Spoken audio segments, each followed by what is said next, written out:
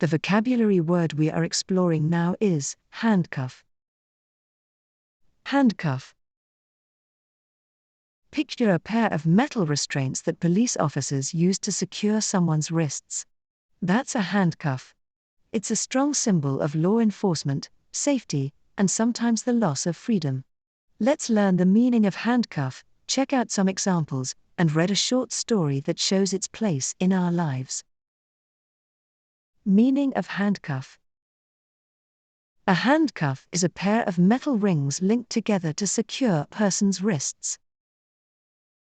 Examples. The officer placed the handcuffs on the suspect. He felt the cold metal of the handcuffs as they clicked shut.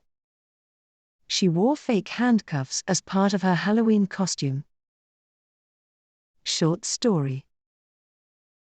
Late at night, Officer Ramos stood in the alley, his handcuffs ready. A call had come in about a break-in, and his instincts were on high alert. When he found the suspect trying to climb the fence, he acted quickly, securing the man's wrists with the handcuffs.